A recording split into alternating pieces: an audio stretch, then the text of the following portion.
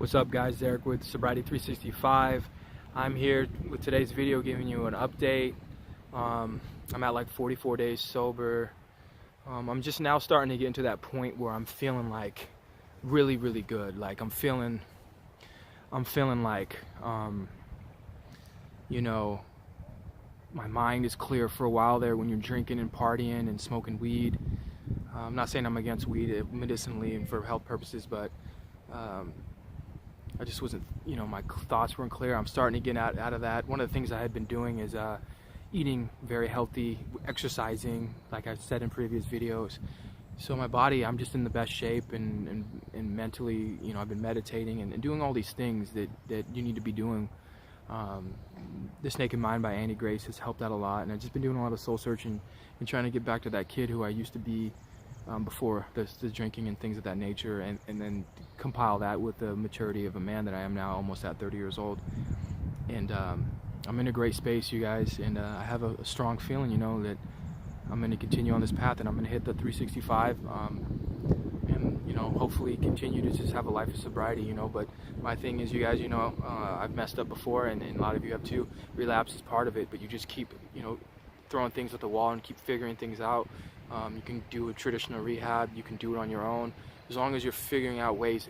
All that matters is that you truly want to quit, and I believe if you truly want to quit, you can stop anything. So that's where I am with this, you guys, and I feel great, and so I just wanted to make this video an update, but I also wanted to talk to you guys, about the topic of depression and things, and it seems to be a popular topic these days that people want to bring up and talk about.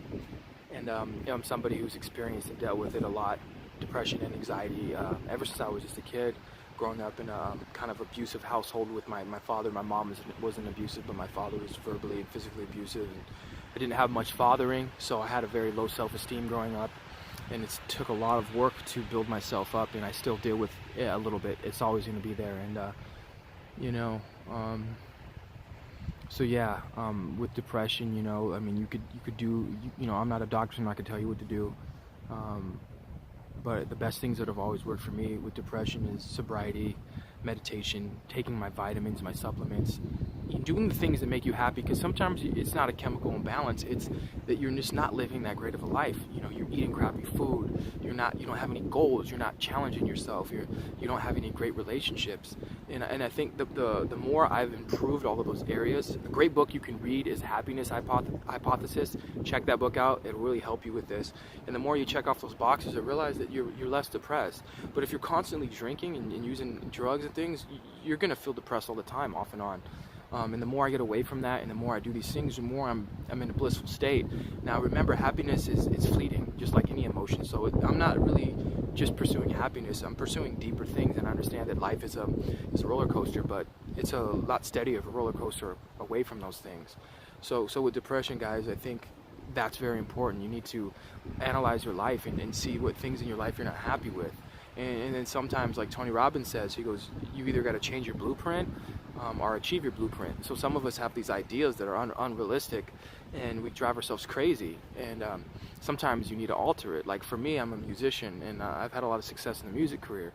Am I as big as Post Malone? No. Have I had ambitions to be as big as Post Malone? Yes. And sometimes that ambition drives you nuts and you're never happy. But there's downsides to being as big as Post Malone or Jay-Z or people like Drake. Famous monster, it can be. So I've changed my blueprint to being, I just want to continue to make a living like I'm doing now, live comfortably, and continue to do what I love. And if the universe wants me to blow up on a whole nother level, then I'll accept that.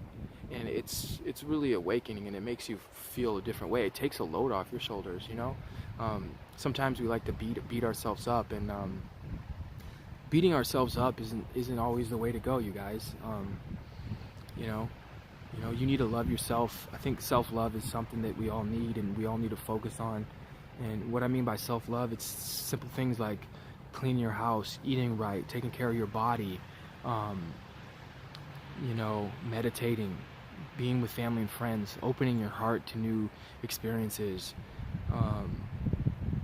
and putting yourself first, not putting other people before yourself. not always giving. You give, but also receive. Let other don't be that person that's always just trying to take care of other people. A lot of us, growing up in damaged households, or some of us are, we feel we have no self-esteem, so we just think we're not worthy. So we have to give to other people, and we don't give for ourselves. And I grew up watching my mom do that my whole life, and I took on some of those traits growing up, and I had to weed them out. And she was just doing that because she had no self-esteem. Unfortunately, she was abused by her stepfather, and didn't know her dad. Well, now through Ancestry.com, we know who her father was. He was a great guy.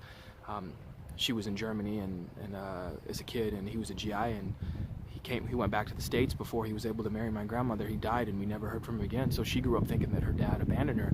We recently found out that he died that same year. So that's definitely helped her out. But a lot of it, we become how our parents raise us. So some of us are blessed enough to have great parents, and usually those people aren't going to be watching my video, but the people who are watching my video probably are people who, they had some issues growing up. They had some childhood trauma.